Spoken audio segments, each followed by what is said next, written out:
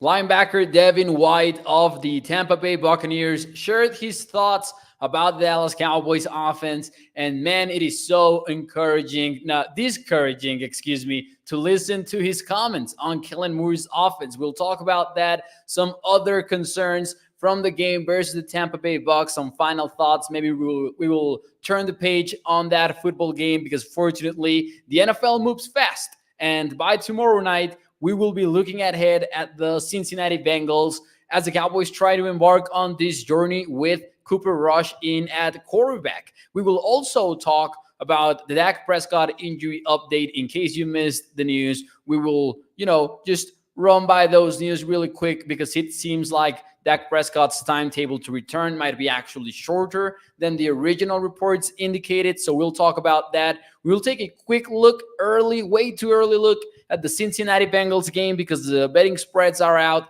The Cowboys I think they have a surprise number for this matchup. So we'll talk about that as well. And like we usually do on Tuesday nights, we will have the One Cool Thing segment where we all share something personal, something professional, sports related, non-sports related, something that's our one cool thing of the week. Without any further ado, let me shout out some people in the YouTube chat, in the Facebook chat. We've got Mark Andrew. We've got King Element saying, might gotta go. Might gotta pop in there too. Leaving my like here, says King Element. Shout out to him.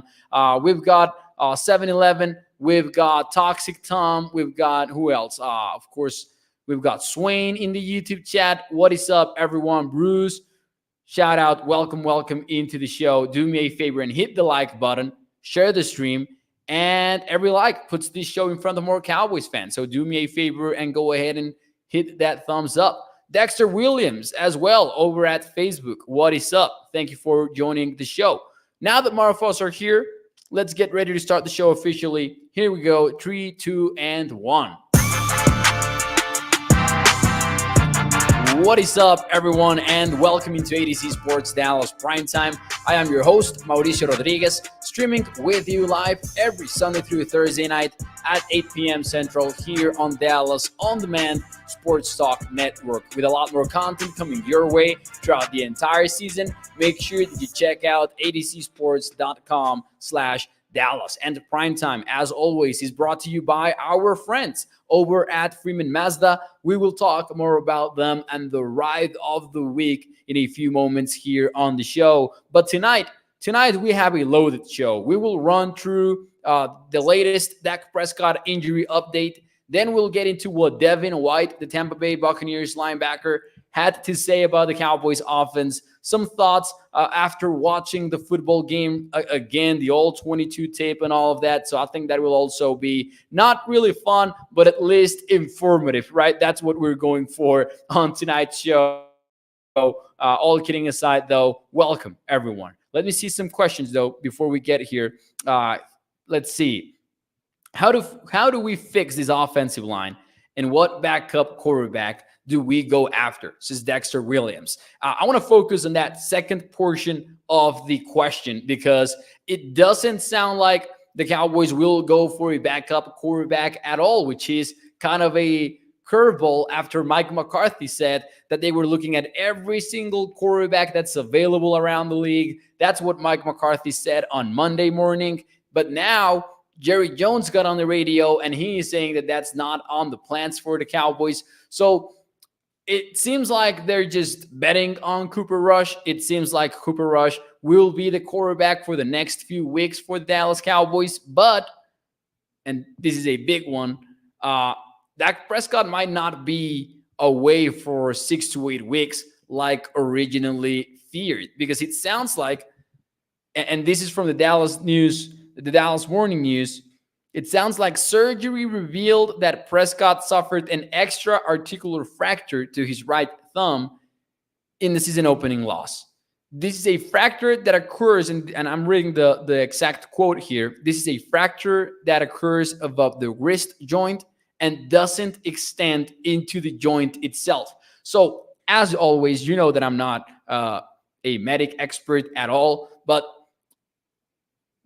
what's even the thing that's important here is that last part. it doesn't extend into the joint itself. And as such, that is usually a 4 to 6 week injury, not a 6 to 8 week injury. As you probably know, that is a massive difference considering where the Cowboys are in their season. I don't think it changes what we are expecting out of the Cowboys, because last night we were talking about what this means for the playoff odds of the Cowboys. But if you escape over the next 4 games with a couple of wins, with Cooper Rush in at the quarterback, then you're in quite a good spot heading into the life with Dak Prescott again whenever he joins the team back, which could happen, for example, for the Philadelphia Eagles game. We really don't know what will happen there exactly, but we know that Dak Prescott might be out for 4 to 6 weeks. It is a huge indicator of the Cowboys' optimism that Dak Prescott is not going into injured reserve. If Dak Prescott went into IR, he would automatically miss 4 games. And when Jerry Jones initially said that he was not headed to IR, I maybe a little bit irrationally thought that, oh, this is just to keep us interested, to keep us guessing, and to keep us tuning into the actual football games. And I think that wasn't a crazy theory from my part, but when you get an actual report from a journalist like David Moore from the Dallas Morning News, you know that this is legit optimism, right? The optimism is legit because they're giving you technical details about the surgery, something that they couldn't have find out before the injury. So this is where the good news come from. I am frustrated that the Cowboys are not adding any other quarterback. They're rolling with Cooper Rush. I am frustrated about the whole Cowboys offense that we saw in week 1 and all of that. But at least we know that the good news is Dak Prescott might be back earlier than we expected him to be last night. So at least there's that. I don't think that we can say that the Cowboys are headed back into the playoffs just yet, but we at least know that he will come back at some point before the bye week. Now, 7-Eleven, though, with a very good comment, he says he will not be the same, though. And I would assume that he would not be the same. I would assume that since it's a hand injury, it would affect his gameplay throughout the rest of the season, even, I guess. Again, I'm not a medic expert, so there's, of course, optimism that maybe we turn out to be wrong on this. And 7-Eleven says, even if he was not good, hard for me to say because I have been a Dak guy from day one. I am also a Dak guy for sure. I do think that there's no way to defend what happened on Sunday night. That was a poor game from Dak Prescott, poor decision making, poor accuracy, even when the throws happened from a clean pocket upon further review. It was a bad game for Dak Prescott, and that's the compound effect that ended up with 3 points on the scoreboard. Let's see. Robert Chuk says, I'm not sure that's good news if he stings it up again. Now, if he stings it up again, then the season is over, obviously. But if he comes back stinking, however, it's hard for me to say. It's even harder for me to say, as I talked about yesterday, oh, that is Dak Prescott. That is the reality of Dak Prescott. He will not bounce back. He will not be accurate ever again. When we have a full body of work throughout his career of Dak Prescott being a pretty good NFL quarterback, right? A guy who is in the constant discussion of being a top 10 quarterback in the league. So I'm not giving up on Dak Prescott after that week 1 performance. I'm definitely not. Take the year off, says Roger Hernandez. I don't think that will happen. Toxic Tom says, same with Micah. Listen to the Marcus Ware. Get out of here and go to a real team. Don't waste your career here, says Toxic Tom, talking about Micah Parsons leaving the team someday in order to be with a winning team. But I've talked about that a lot here on Primetime. I don't think that's a thing. Let's see. Jesus Ayala says, is it possible that Joe Looney can come back? I wouldn't say that is in play here, especially because Joe Looney's position was center. and the Cowboys have a center. Tyler Biadasz was actually a big positive from Sunday night, in my opinion. Rene says, what is your opinions? What's your thoughts on Will Grier? Holly also asking about Will Grier. I think that the Cowboys will never play Will Grier. I don't necessarily blame them for that. We talked about it when the preseason ended. We talked about the Cowboys making that decision for Cooper Rush to be number 2 on this quarterback room. And we reached the conclusion that that was the decision because the Cowboys like to play it safe. The Cowboys would much rather have a guy that will potentially get the high percentage throws in, get the safe passes completed, and not risk the football too much. Whereas Will Grier will be a chaos agent and will try to make some plays, and he will try to extend them, and he will throw some deep balls, and he will throw some picks and all of that. And he might be exciting for us who are tuning in to watch the football game. But I think this is Cooper Rush's job to lose, and he would only lose it if he goes out there and really lays an egg next week, for example, versus the Cincinnati Bengals, which might happen because the Bengals have a legit defense. But I think Cooper Rush is the quarterback, and I think it will be tough for him to lose the job going into the next few weeks. I think this is Cooper Rush by a wide margin. But anyways, I do want to get into the offense comments about the week 1 game. But before we do, I want to play this clip that has been going viral on Cowboys Twitter for a while now. Man, this is disappointing. One thing is for us who follow the Cowboys so closely, who are tuning in every single day of the offseason for the latest Cowboys news and the latest updates. We knew that Kellen Moore was heading into this year with plenty of question marks. And you always have hope in the spring, right? You always have hope heading into the season. Maybe Kellen Moore gets the little things right this time around. Maybe he is able to put together quality game plans without Amari Cooper on the team, without Michael Gallup to start the season. We saw what happened on Sunday night. We were all disappointed on the offense, on Kellen Moore, even on the players. But this comment from Devin White was so disappointing to hear because you wanted the Cowboys to maybe catch the Tampa Bay Bucs off guard. It seems like they didn't. Let's roll the clip. Let's see what Devin White had to say about the Cowboys offense and why they were able to stop them. Last year we learned that they really wasn't going to commit to the run game, and the runs that they did, they was going to try to get outside and not run into the interior. But most of the running game was quick game. A lot of curls, a lot of hitches, a lot of slants and stuff. So we kind of knew that going in, so we was able to attack it. And that is frustrating, man, because watching the replay today, I just got to watching the old 22 tape on Wednesday morning. So on Tuesday morning, excuse me, I wasn't able to watch it on Monday at all. So I was watching the old 22 today, and Devin White's comments make a lot of sense, man. They knew what was coming consistently. The Cowboys, first and foremost, did not generate any sort of separation on Sunday night. And I actually have that stat here. I actually loaded up a graphic, but I didn't seem to upload it to the broadcast software. Let me share it with you real quick. Todd Archer from ESPN tweeted out the separation numbers for each of the Cowboys wide receivers. There were 87 wide receivers with at least 3 targets. So that was the eligibility filter. And among those 87 receivers, CeeDee Lamb was 69th in the NFL in separation. Dennis Houston was 67th. Noah Brown was 31st. Simi Fehoko, 20th. We just listened to Devin White list out the routes that they were expecting from the Cowboys wide receivers. And if you turn on the replay and you turn on the tape, that is exactly the routes that you will get to see from the Cowboys wide receivers.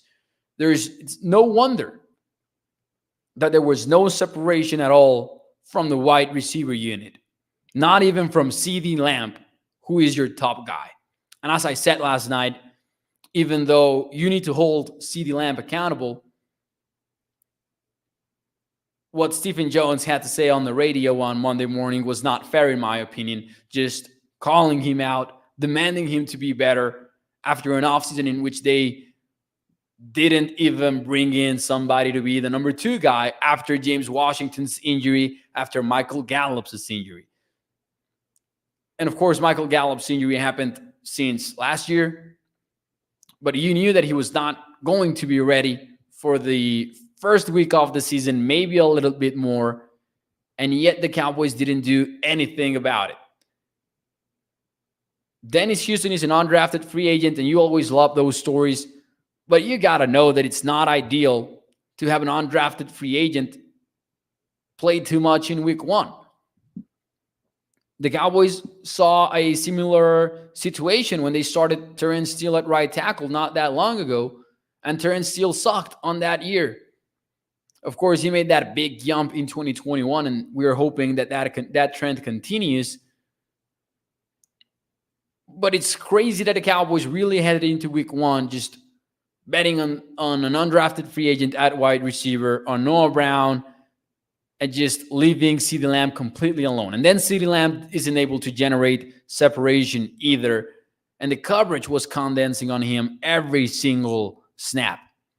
Now, you can see the Cowboys' predictability on offense in very different ways watching the All-22 replay. One of the things that caught my eye is, and I didn't keep an exact track of how many plays this happened in, but it seemed to me that every time that the Cowboys ran max protect, and maybe they kept 2 tight ends in to block, or maybe they kept 2 tight ends and a running back to block, every time that the Cowboys did that, the Bucs would rush 3 passers or 4 passers, or 4 pass rushers.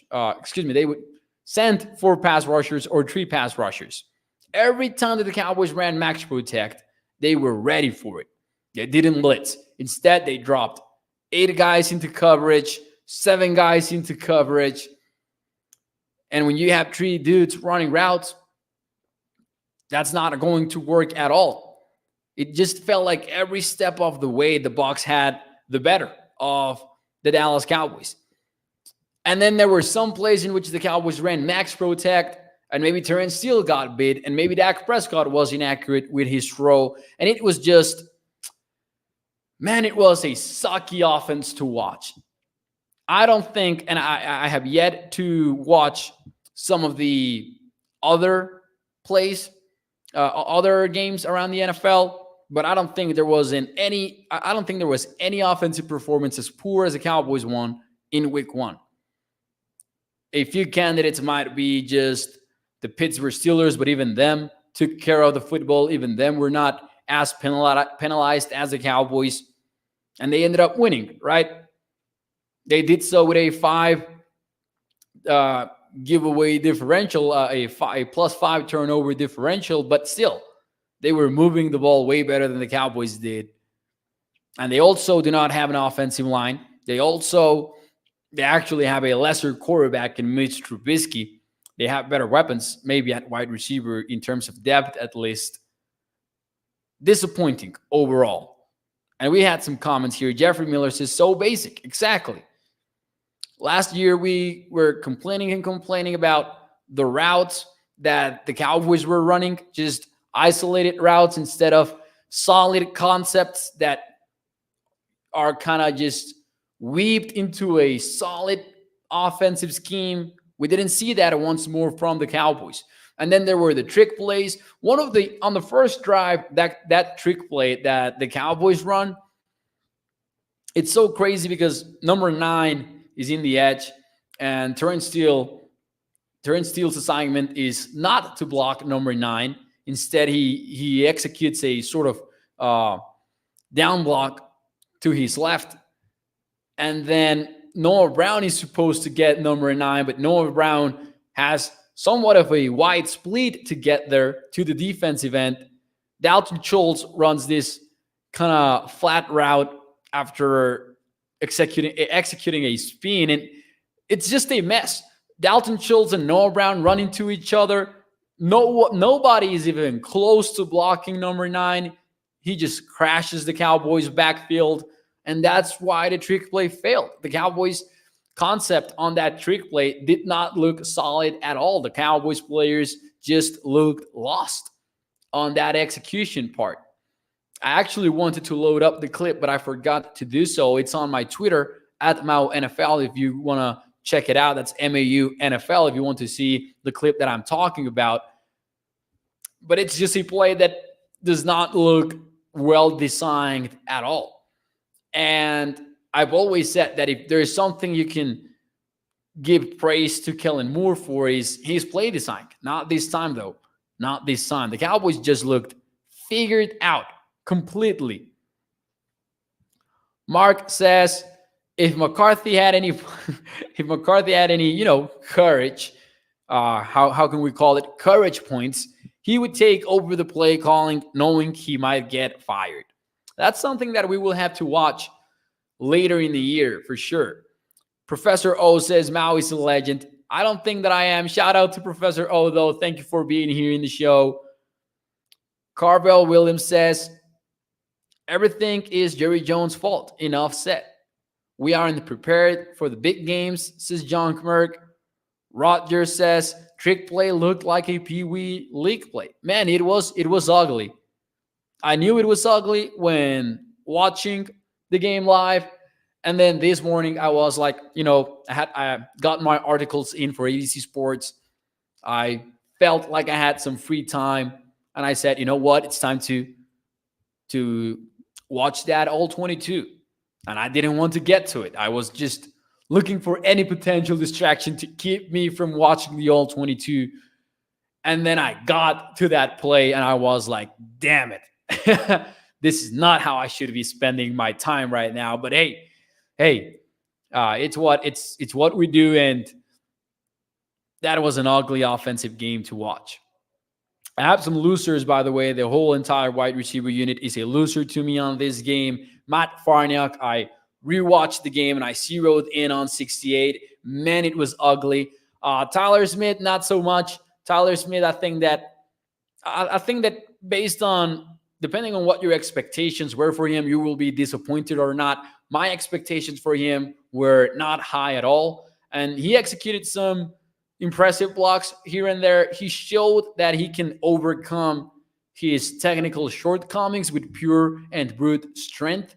And I actually tweeted out another play on my Twitter account about this, in which he crosses his feet cross, his balance is not right, his hands are on the outside of Shaquille Barrett, he gives up his chest, and he gets pushed back into the quarterback with Shaquille Barrett running this speed to power kind of move in over the edge, and Tyler Smith looks lost, and he's hugging the defensive end. That it's not a great look for Tyler Smith, but even in that play, he kind of overcomes it and rides himself back into position just with pure strength. And by playing long, he kind of readjusts his hands and gets them on the chest, and he plays long there. So I don't know what the Cowboys will do with the offensive line. That's one of the things that I wonder about the most moving forward. Do you say, screw it, let's accelerate Tyler Smith's development by leaving him there at left tackle? Or was Farniok's play so disappointing that you are forced to put Tyler Smith back at left guard and you play Jason Peters starting in week 2?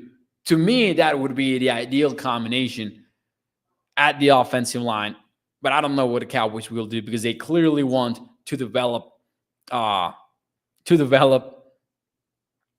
Smith. Joe Mesa says, looks like you are wearing a Raid the Reds jersey, Mauricio. Joe, and if there are fans watching from Mexico or fans that have watched this TV show, you will laugh right now, because there is this Netflix comedy about a Mexico soccer team that the team is called, and it's obviously part of the joke, the team is called Los Cuervos Negros Salvajes de Nuevo Toledo en Puebla.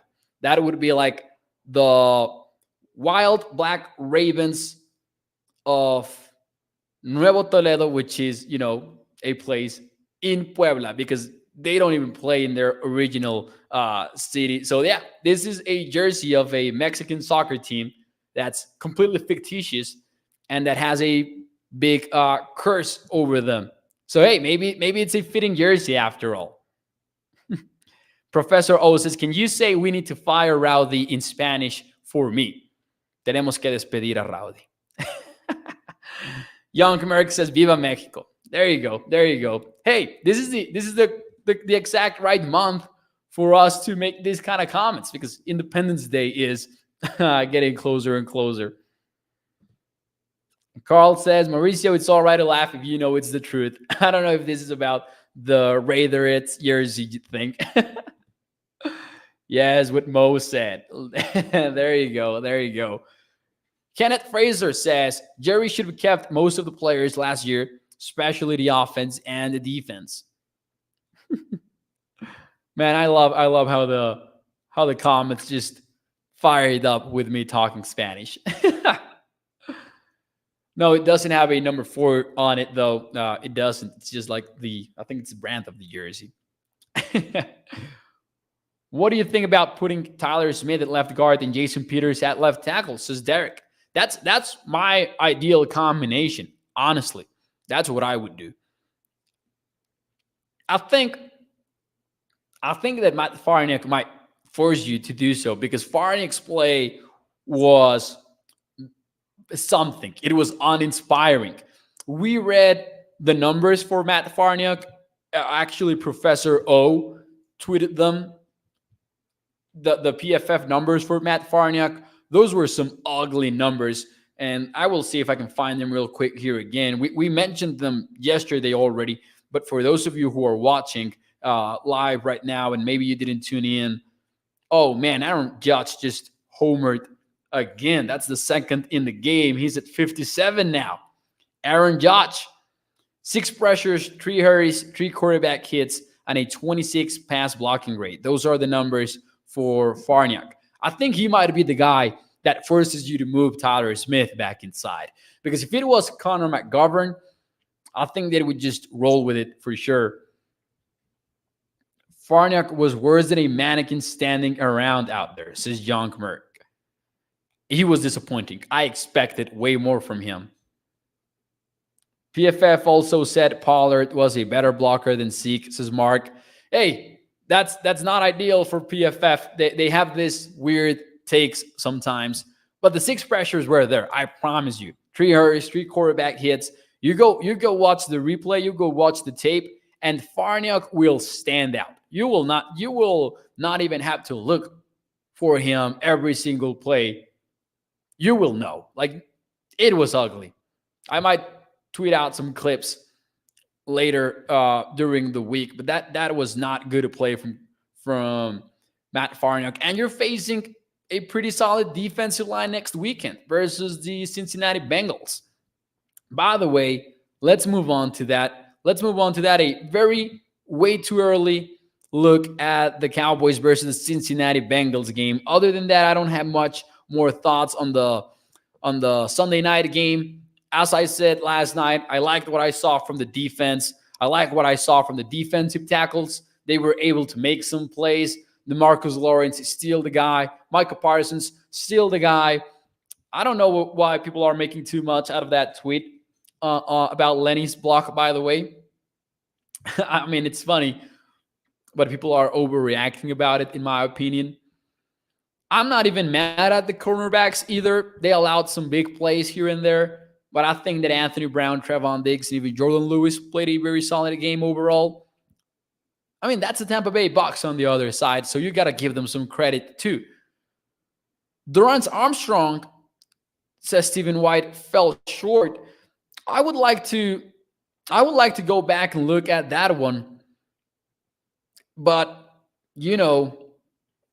I think he actually had a solid game, to be honest. He made a huge play early in the game that I thought was pretty solid in the run game. Mark Aaron says, I think that Farniok is a better center, and Andrew Wilson says, Matt is a center. Come on, out of position. Yeah, and I'm not going to kill Matt Farniok, the offensive guard or the offensive center, but if we're talking about playing him at guard, then we know it's not a good idea. Carl says, Mo, you should get them to fire Kellen Moore, make you the offensive coordinator, and play Will Grier. I would just do what I do when I play NCAA 14. I would just run empty every single time. Empty 3x2 formations or things like that. And if we get to that goal line, we are running stick concept to the right, slants from the left side, and then we're having the quarterback scramble to the right every single time. If you play NCAA 14, if you get to that situation, I guarantee you that will work 9 out of 10 times. That game is broken already. But anyways, moving on. The Cowboys are playing the Cincinnati Bengals next Sunday. The Cincinnati Bengals are 0-1. Dan Quinn said that this is going to be a matchup between two very pissed off teams. I just have a question for you, because once more, I am a little bit surprised at the betting spread. The Cooper Rush-led Dallas Cowboys are 7.5 underdogs versus the Cincinnati Bengals. What's your way too early gut feeling if you were forced to make a bet here? Would you take the points for the Cowboys at home, or would you lay the points Bengals on the road? The Bengals did not look pretty last week either. So what is your way too early gut feeling? Let me know in the comments. Would you take the Cowboys plus 7.5, or would you take Bengals minus 7.5? While you let me know your answer and what your hypothetical bet would be, let me talk to you about our friends over at freemanmazda.net, because the ride of the week is the CX50 2.5S Preferred Plus. Let's talk about this one. It starts at $34,340 on freemanmazda.net. It's got a 2.5-liter Sky Active G4 cylinder engine, a Beast all-wheel drive, sunroof, rain-sensing wipers. It comes with a Wi-Fi hotspot, which is a game changer and a way too useful tool, and a miles per gallon capacity of 24 in the city. That goes up to 30 when you are in the highway. Check it out over at freemanmazda.net. You can check out the interior pictures, the outside pictures. It is a fine, fine vehicle. And when you choose Freeman Mazda, you're choosing a lifelong partnership with your car dealer. So make sure you check it out. Family-owned business for over 65 years. Great guys. freemanmazda.net. What would you take? The points, or would you lay them? Cincy will win by more than 7.5, says Professor O.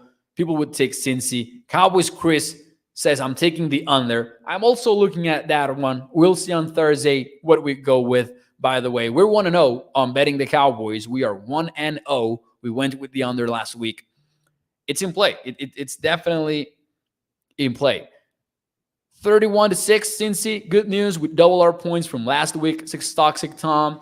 They're going to roll us, says John Merck. Stephen White is taking the Cowboys. Gregory is taking the points as well. Jeff with the Bengals. Toxic Tom with the Bengals.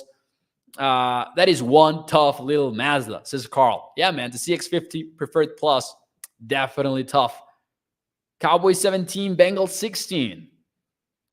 I will tell you what, right now, my gut feeling is that I would take the Bengals.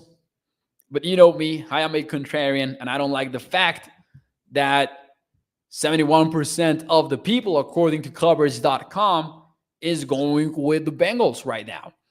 So I am never a fan to go with the overwhelming public bet. We'll see what happens later in the week. I will tell you what, though.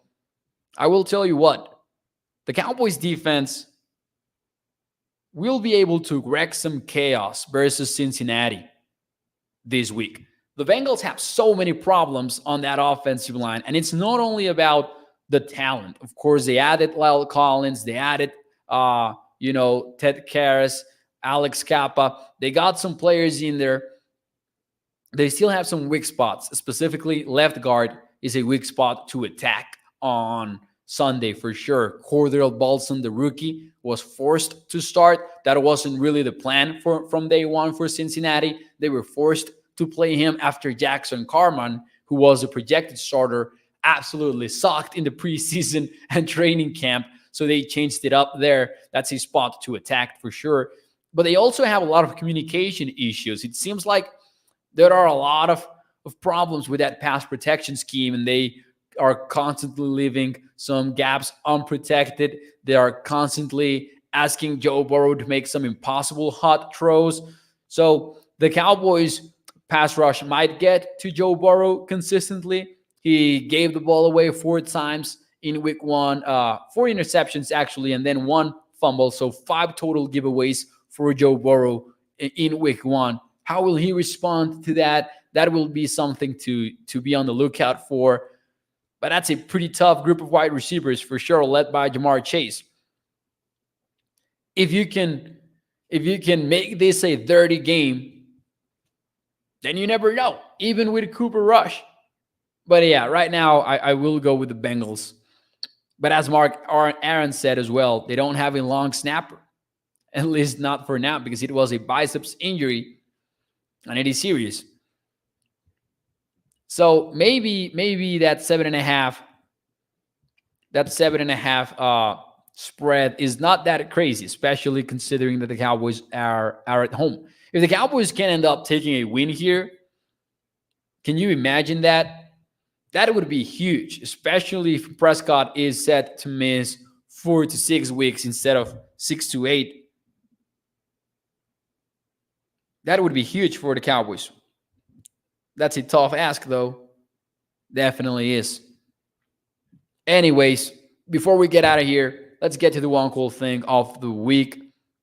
Let me know in the comments, what is your one cool thing of the week? Whether it's something personal, professional, sports related, not sports related. Let me know what's your one cool thing of the week. This is like our feel good space on primetime for those of you who are new here. And it will be particularly important after the Cowboys lost their starting quarterback for multiple weeks. So we will be doing this every single Tuesday night. What is your one cool thing of the week? Mine is sports related this time around.